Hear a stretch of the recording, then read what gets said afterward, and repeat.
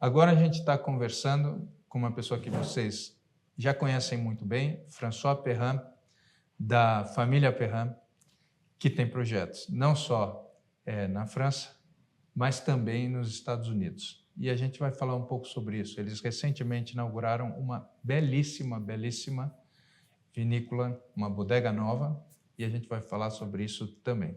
François, welcome. Thank you very much for taking your time. No, thank you very much talk with us and talk about wine, about life, and about the new things in your project. You were telling me that you are in the 7th generation working in the company right now. Exactly. Yes, we was the 7th generation work now because my children and my nephew are in charge now of the business. We are formerly two brothers, Jean-Pierre and me, and all the family come in a company. Okay. And today we have 5 persons to take care of Beaucastel, of La Vieille Ferme, of different ones that we produce, all the Rhone Valley, and even in California. Great. How do you manage your time in such a huge amount of different fronts, different wines, different appellations, different styles? How do you Yes, we are. We are 9 because 7 plus my brother and I. We are going to work together, and we share the time and we share the experience in different vineyards. The youngest is my son. He have 38 or 35 now, and the oldest is the kids of my brother.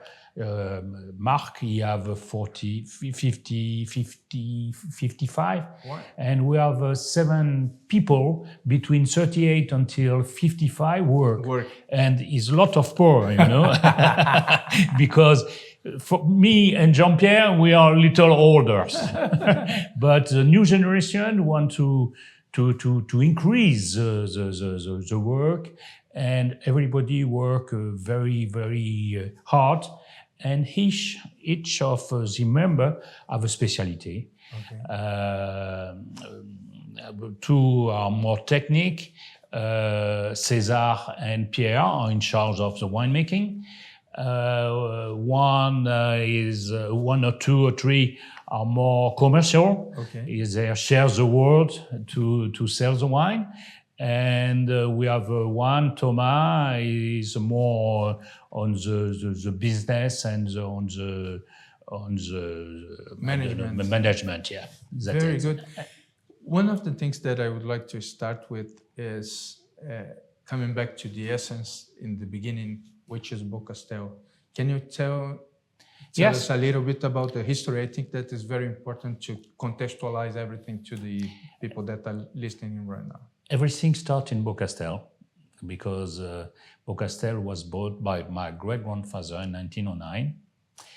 And my family at this time was not in the wine business. They produce some olive oil.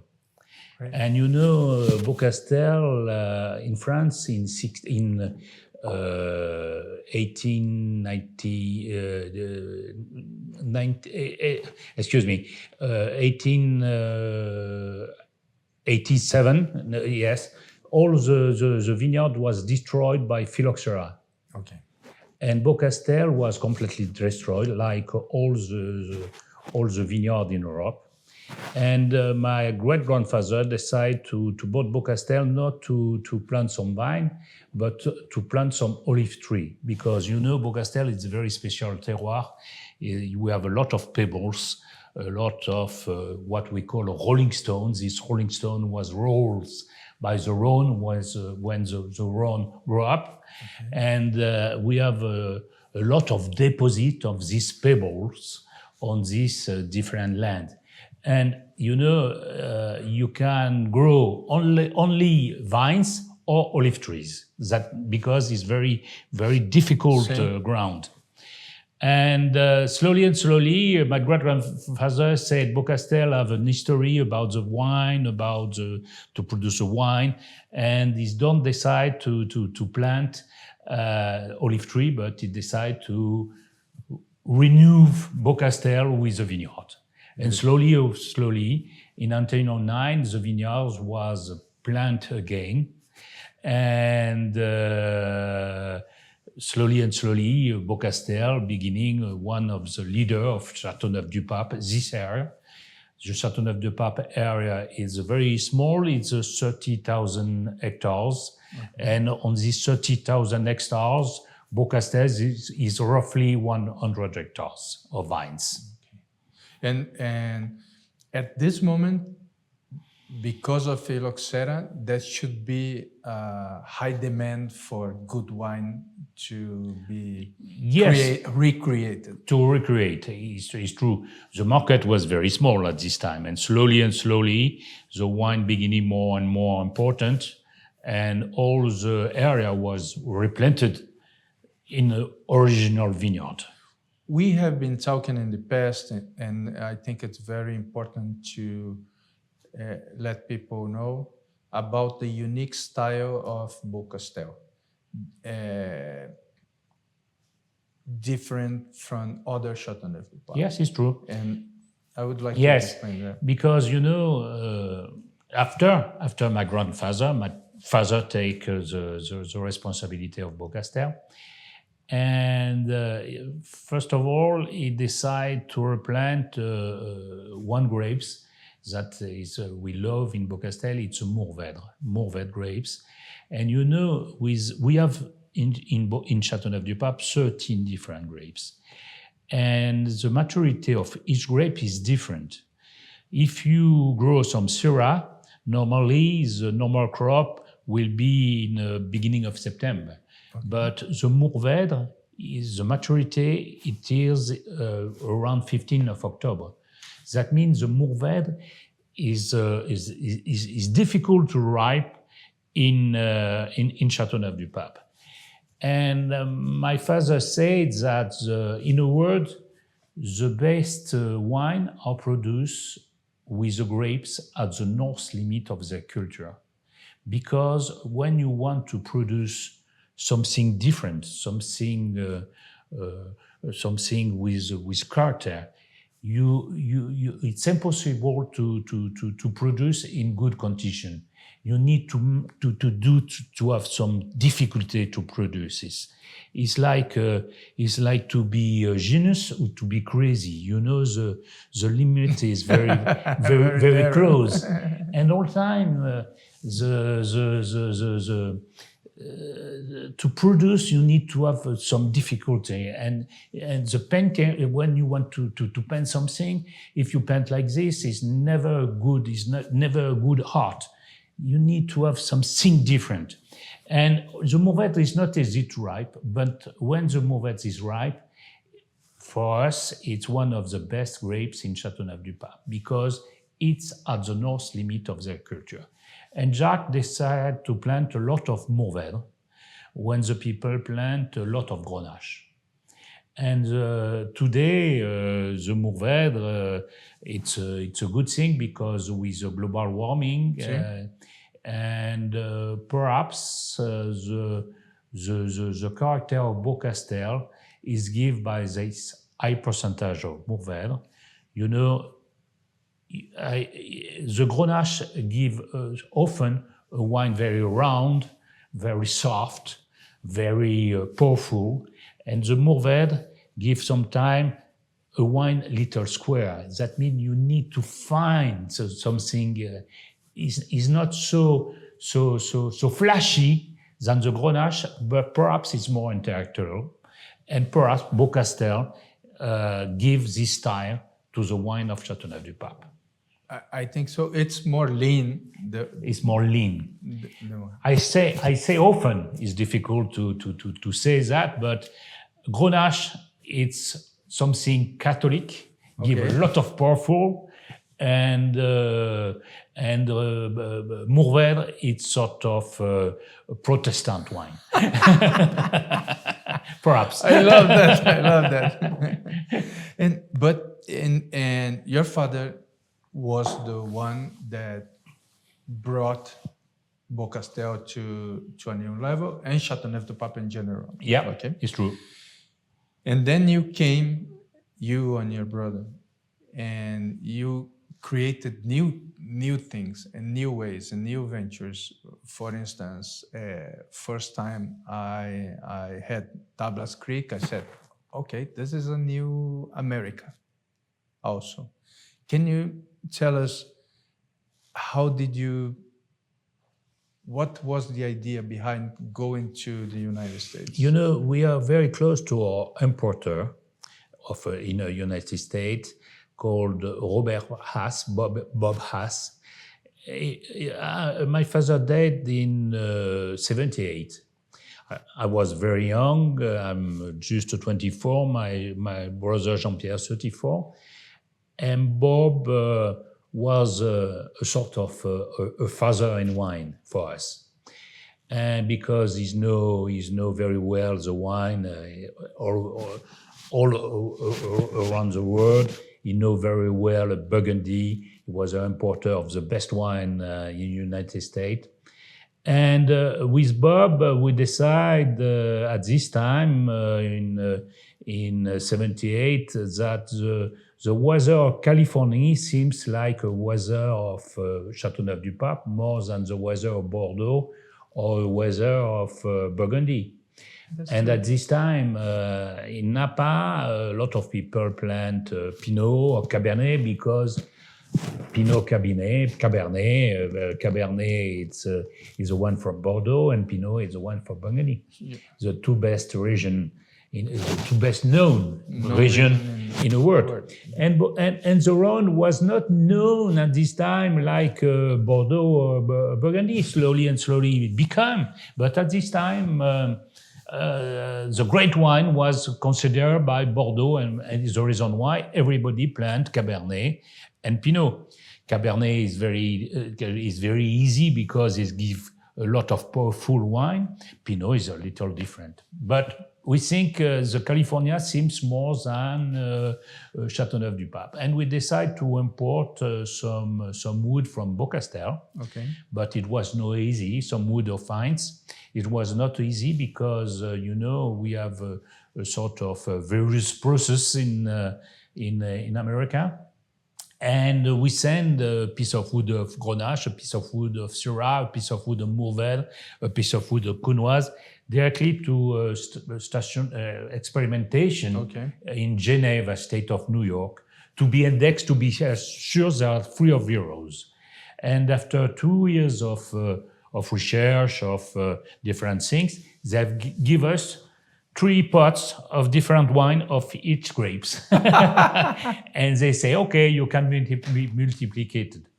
And at this time, we decide to build some greenhouse and to use the green propagation to beginning to plant our vineyard.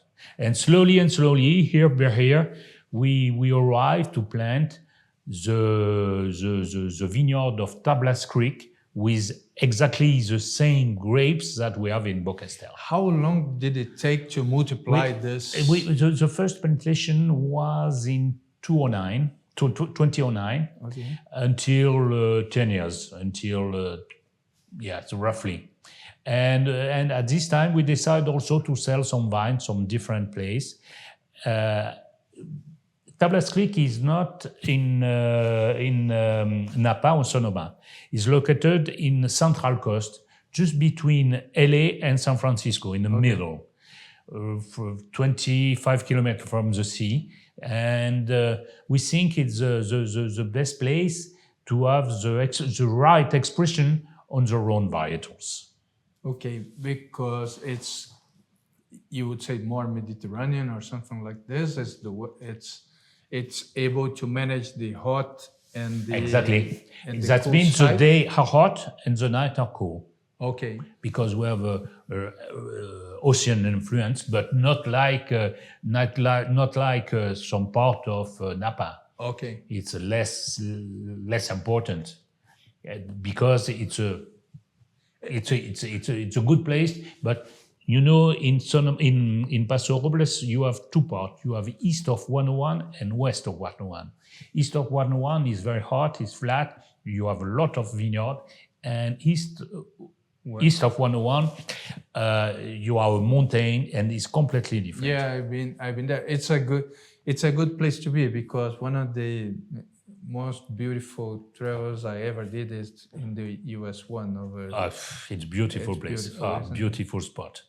And well, the same way you identified that Mourvèdre would be a great variety for Châteauneuf-du-Pape and Rhône, which is the variety that you think is doing best in?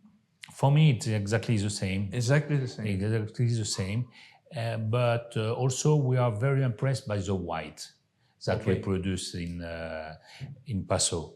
The white are very clear, very elegant. Beaucastel also, but because Beaucastel, it's but the portion of Beaucastel, it's we produce only 10% of white. We produce a little more in California, and the white of Are you growing the production of white? Yes, right now? yes, a little. It's important. The consumers are jumping into the white wine. Exactly. In Brazil, for instance, it's been a huge movement. Yeah. It's great. It's great. But you didn't stop it in the red and the white. You went to the rosés. It was another story. Yes. Yes, we are very lucky also, because 15 years ago now, we have a call of Brad Pitt. I say, oh, I love Beaucastel wine, and I bought a property near you in Aix-en-Provence, in Brignoles, but I'm not very happy about the ones that we produce, and I need somebody to help me to have some consulting. And we meet Brad, so on. And we have some friends, common friends, and we say to Bob, we are family. Brad, we are family. We are not consulting, but if you want, we can be a partnership. And he said, okay. We are doing a partnership. He owns the property, but we have a partnership to produce wine and to sell the wine. And we have a partnership for 50-50. And it was a time of the rosé was not very important, but the booming arrived, and we have the opportunity to produce some rosé in Miraval. And it was a great success because for two reasons. First, because Brad was there. The second, because it helps a little bit. It helps a little bit because the wine was good. And the third reason was the booming of rosé. Yes. And it was a sort of great experience, and slowly we have a very, very good relationship with Brad, because he's very, very simple when he's feel free. And slowly Miraval became a good success. It's incredible. And the wine changed a little bit during these times. How your vision about producing a rosé evolve? Yes, we produce at this time. We produce two rosé. We produce Miraval. It's a Côte de Provence, and we produce a Studio by Miraval. It's a Mediterranean wine. Okay. And I think these two wine are a little different. And we changed slowly. Miraval it became a rosé of gastronomy, perhaps. Okay.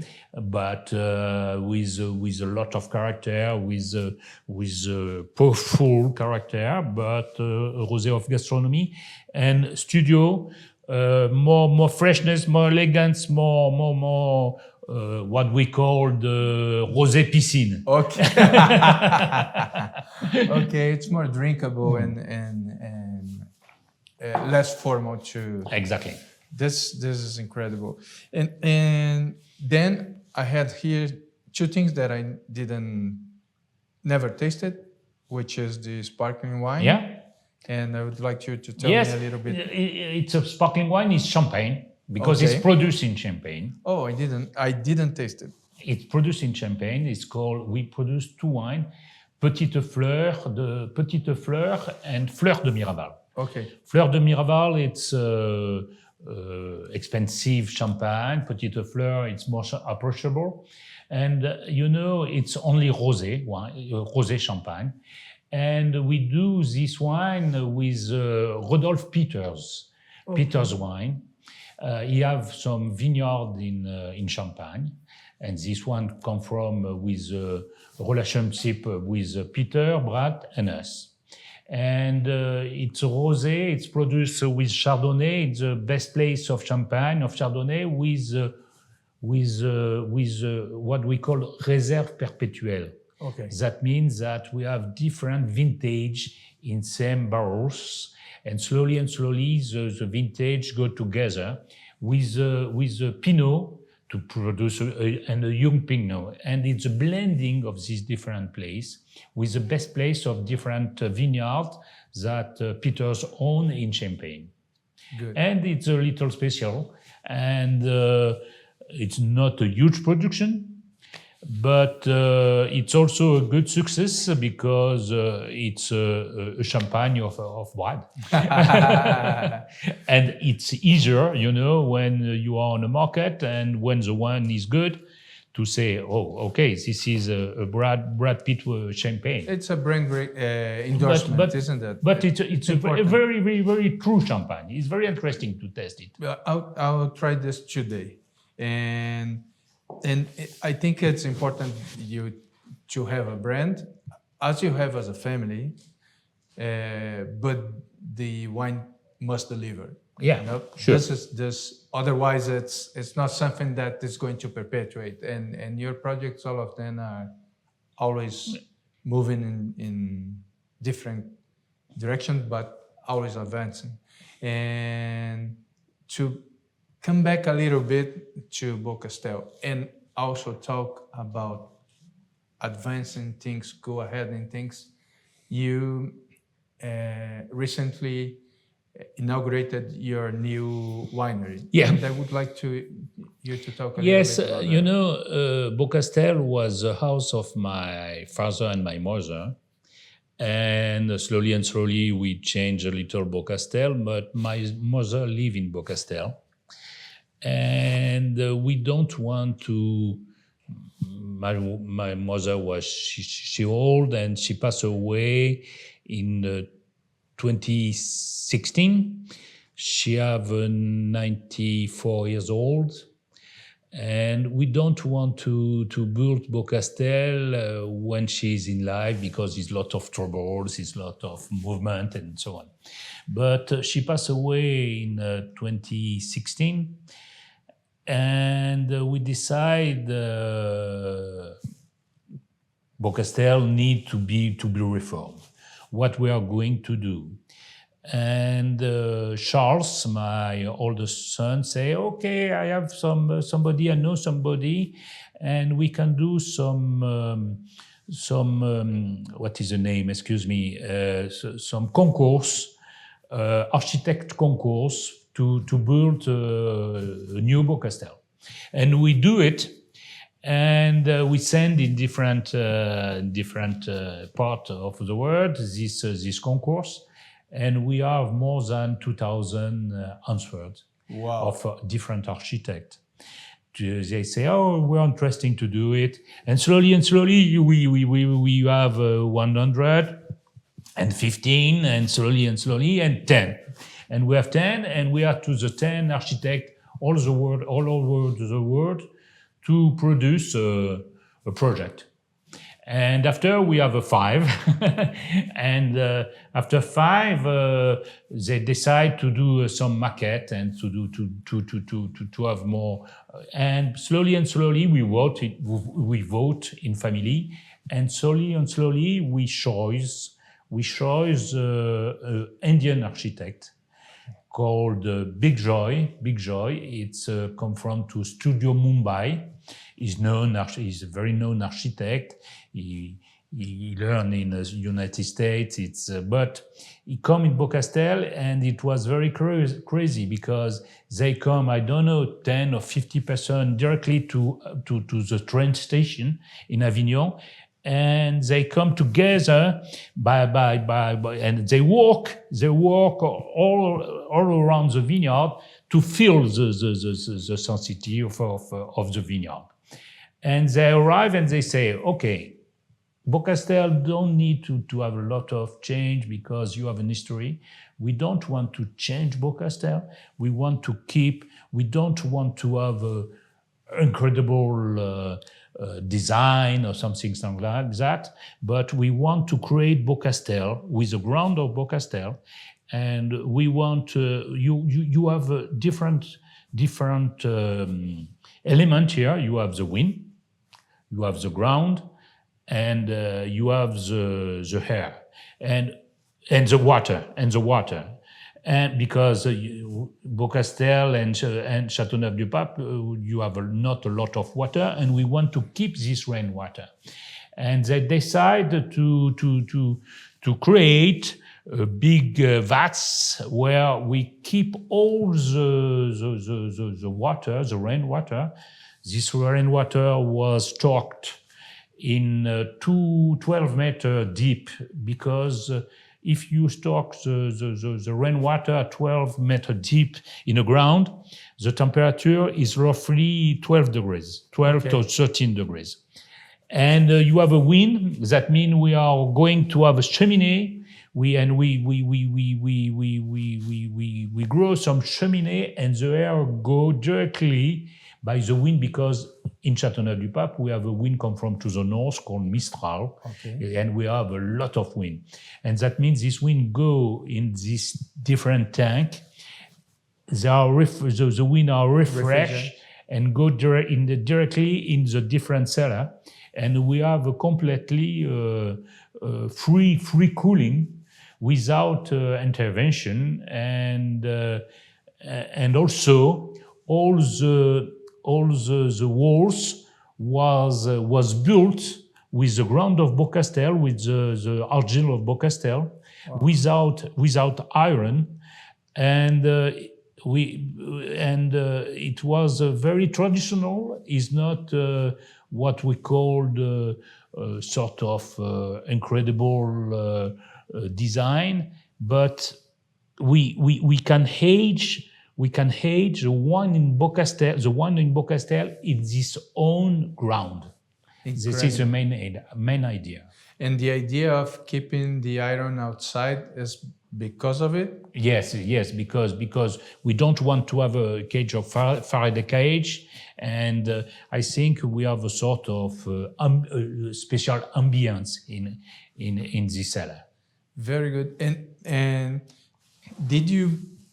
I assume that when you have the chance to remake or remodel the place where you are going to work for maybe 100 years. The family. Yes. You can create it into your own image and vision at this moment. What did you change in terms of environment to produce wine, receive people? I think it's all the new generation. The new generation vote for this project because it's an ecological project. Because if we want to falling down Beaucastel, everything go directly to the ground, because you have no no human intervention that gives something different. And I think we need to take care of the ground for the future. And for me, in the future, you have two sorts of wine, but it's beginning like this. You have a wine to drink, a wine very, very simple, and you have a wine to bring a culture. In Beaucastel, we want to have this style of wine. Perhaps the quantity was very small, but for the future, I think it will be a sort of a tradition of what it's a great wine. It's a wine of the culture. I like the idea that you talk about culture. This wine brings civilization. Yes, many people are producing, agree with the concept of the day-by-day wine, the regular wine, but then they jump to the luxury wine. It is not like that. It's cultural wine. It's a cultural wine. It's civilization. It's a wine that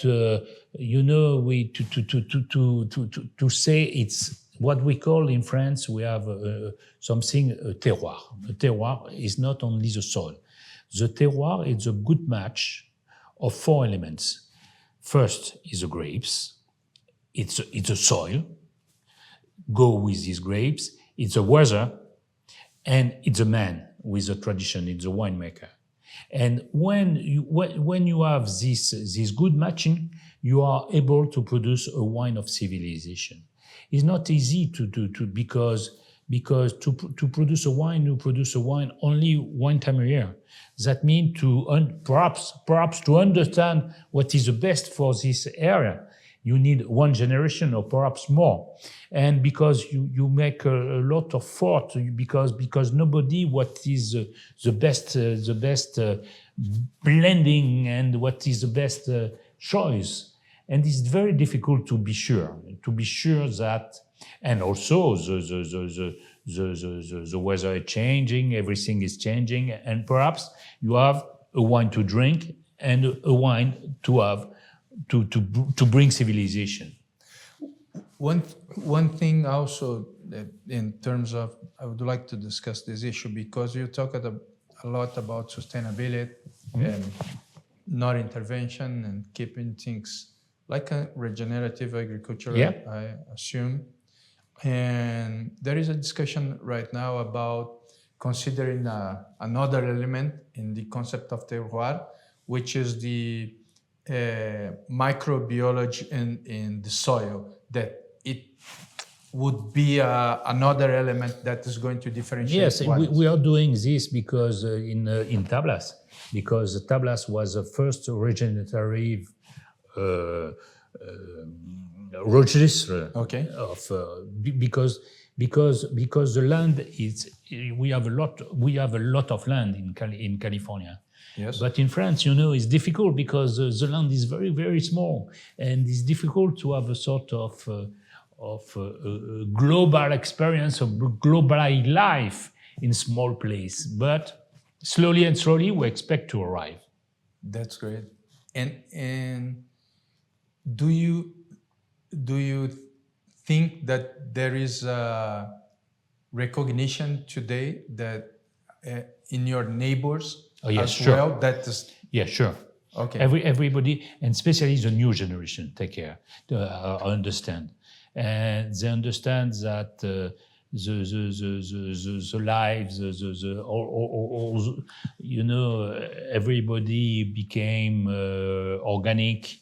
Beaucastel is organic since 60 and biodynamic since 70s.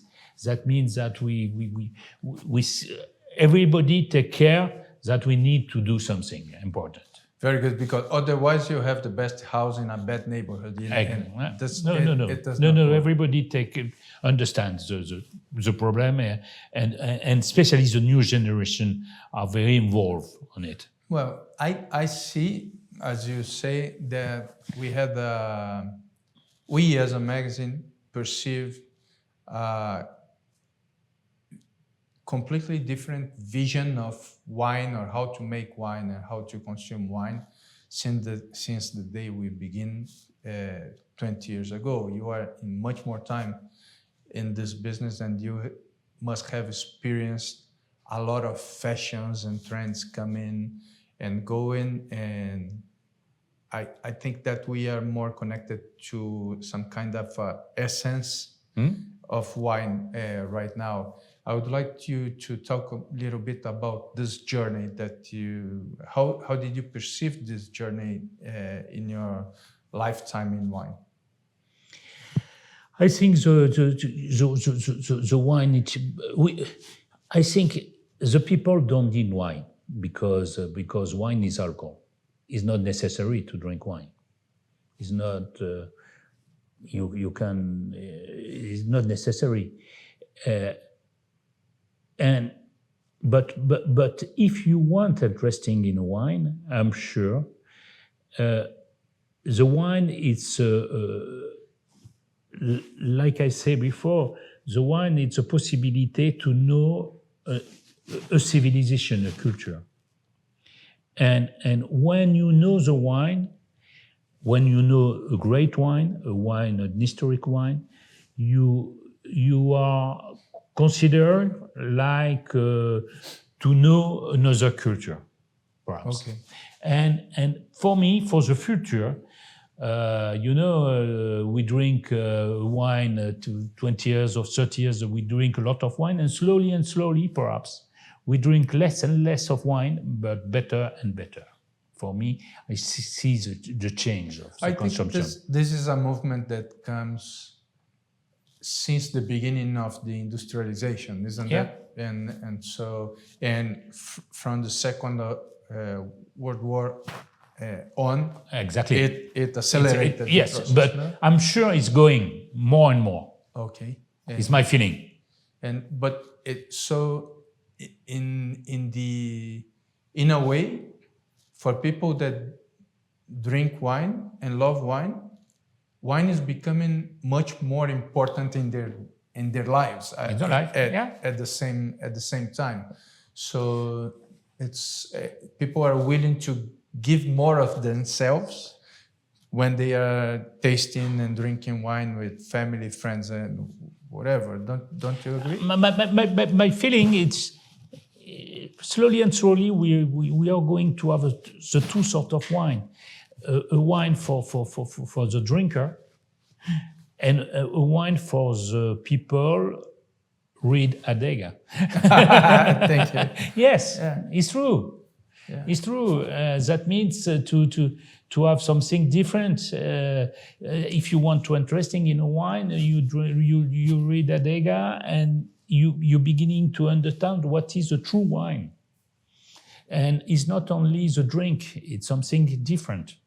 And is the reason why Adega exists, because we need to explain this type of wine that we love and that you love. Yeah, that's true. And my idea is that your concept of culture and civilization, it's very beautiful to see being raised, mentioned, and taken as a mission.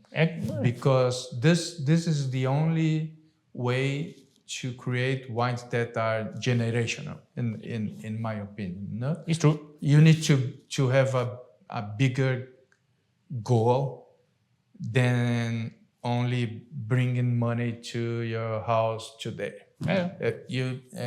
And I congratulate you for the journey, and I love to see such a huge number of wines and projects and regions taking shape and keeping the soul of what your father and then you and your brother, now the new generations, are doing in the company. Thank you so much. My pleasure. Thank you very much for taking the time. No, thank you so much, Christian. Esse programa é um oferecimento Adega Online, o marketplace oficial da revista Adega.